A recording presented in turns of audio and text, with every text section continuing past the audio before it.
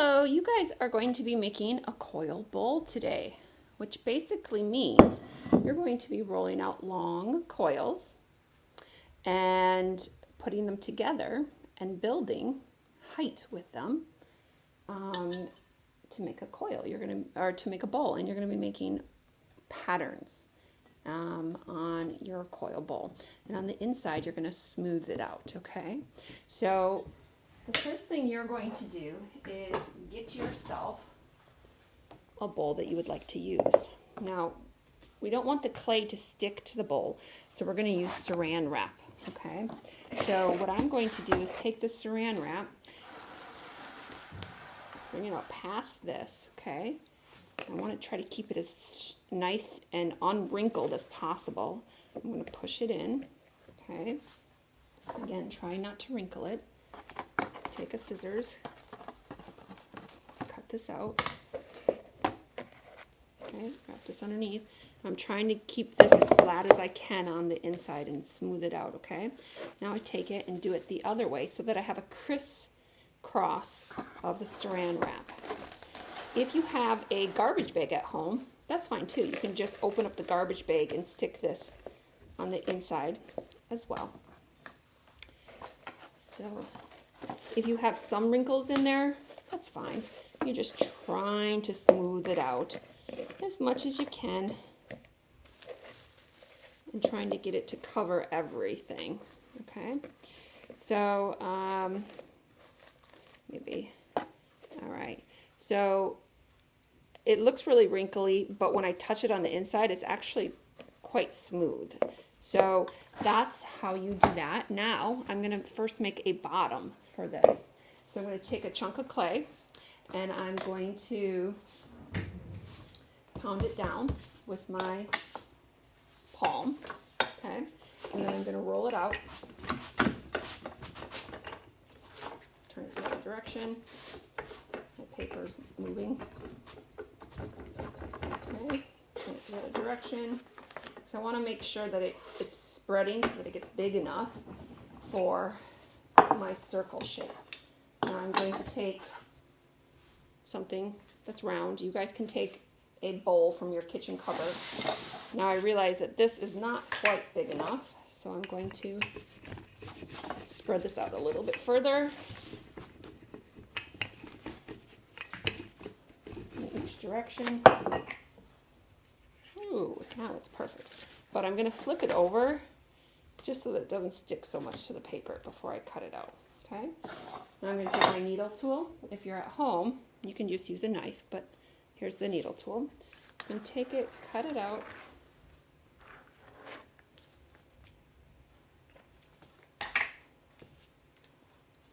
And then voila, I have this nice bottom. I'm just going to place it on the bottom of my bowl. Okay, just like that. Now, I'm going to take my coils. You guys already practiced rolling coils. So you should have already practiced doing 5 to 10. But if not, you take a piece of clay, kind of like a chunk like that. Use the top of your fingerprints to the bottom of your palm, and you roll it all the way to the front, all the way to the back. So then it makes it curved, okay? Practice this and get it to the point where you can make coils that are pretty much the same thickness. I don't care if they're the same length, make them the same thickness. So all of my coils here are about the same thickness. Now, I want to make 3 to 5 coils, then put them in my bowl, make 3 to 5 more coils, put them in my bowl. All right, so the first time I put a coil in there, I want to score and slip. So I'm going to take this and I'm going to score and slip the very edge here. Do you see how I don't know if you can see it in the camera, okay? All the way around. Okay, then I'm going to score and slip my very first coil. After I do my very first one,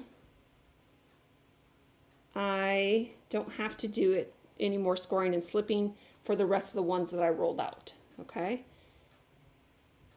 Because they all came from the same batch of clay, so they're all nice and smooth, or kind of wet today. So I'm putting lots of slip on there, okay? Lots of slip in here, all right? Then I take it and I put it in there, but I push it against the bowl. I'll show you in just a second. So I'm putting it in there and I'm pushing against the side of the bowl, okay? Because I want to use the side of the bowl as support, all right? Now, what's happening is I'm going to take this end right here. I'm going to cut it off so that's nice and flat, okay? I'm going to take another one, cut it off so that it's nice and flat. And I'm going to score and slip this one. Put some slip on there, okay? I'm going to score and slip this one. Sorry, I should have scored it first. Okay, and I'm going to stick these two edges together, nice and gentle, and then I'm going to smear them together so that it looks like I have one long coil. Okay, so it looks like I'm really talented and I can just make a really long coil. All right, now I put it in here and I build up. I'm losing my saran wrap. You guys are going to have to maybe tape that saran wrap on so it stays on a little bit better. And I'm building my wall. So I'm going to take another one and another one. And once I have a nice amount in there, I'm going to take either the back of my fingernail or a tool like this, and I'm going to blend them together. So I'm going to take this right here. I'm going to take the back of my fingernail because I find that to be the easiest. And I'm just going to push all the clay down so it's blending together. And that's why I didn't have to score and slip. It's because I knew I was going to blend them together. That's why when you come the next day, this is drier than the new clay that you're going to roll out. That's why you have to score and slip the very first one, so that, because you can't just blend it together the next day. Okay, so that looks like a little ugly, doesn't it? But that's okay. So just flip your finger around and smooth it out. It's going to be nice and pretty. Okay, so everything you put in here is going to be blended together like that. So the pattern will be on the outside of the bowl, like this example that I showed you. And on the inside, it's going to be nice and smooth. So at the end, we'll pop this bowl out when it's drier, and you'll see the same as in this bowl. Now, if you want to make these swirly swirls, what I suggest is to take all your coils, line them up, and get them the same length. If they're the same length, then every time you roll a swirl, they're going to pretty much be the same size, okay? Or whatever you want to roll. I could take 3 of them and I can make other designs with them too. So these are now going to be approximately the same size. And then I can stick them in my pot.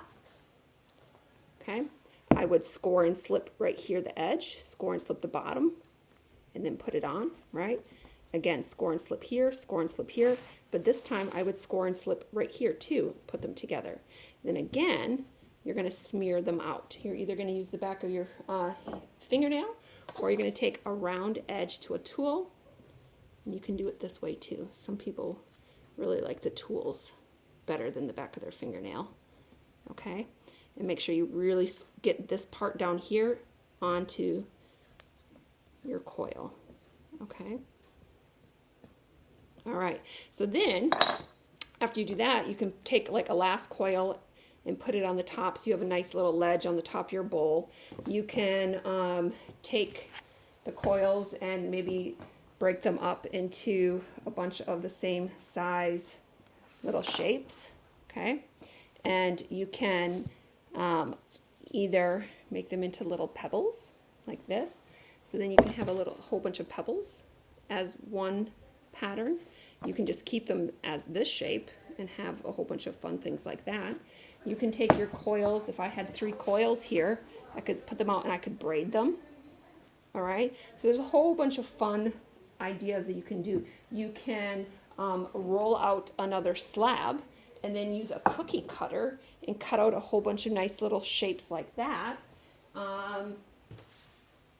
So for this bowl right here, I took a cookie cutter and cut out a whole bunch of circles, But first, you see the pattern on there? First I rolled a pattern onto it, and then I put the cookie cutter on it and cut out these perfect little circles. So the inside of your bowl doesn't have to stay boring like this one. It can if you want it to, but some people I see, what I would strongly suggest is make your nice flat inside of your bowl, and then on top of that, make fish or patterns or really intricate designs with your coils, like they can be swooping up on the sides. So it doesn't have to stay boring. The base has to be blended together, but then you can build on top of that. All right, then at the end, make sure that you put it in a bag and secure it and put it away. If you are done, then you do not have to put it in a bag, but the bag helps keep the moisture in there, and if it's all the way dried out, if air gets in there, you will not be able to build on it the next day. All right, so let me quickly go over this. You roll out your slab, make your bottom. Have 3 to 5 coils already made and ready to go. You score and slip your very first coil and attach it to your bottom, okay? Then you can build up until your 3 to 5 coils are done. Then you roll out 3 to 5 more coils and attach them again. The next day when you come, you're going to have to score and slip the very first one on again. Other than that, you can just smear them together. Every day when you come, you have to score and slip the very first one on, then you can just blend it together like you saw me doing it. All right? Good luck and have fun.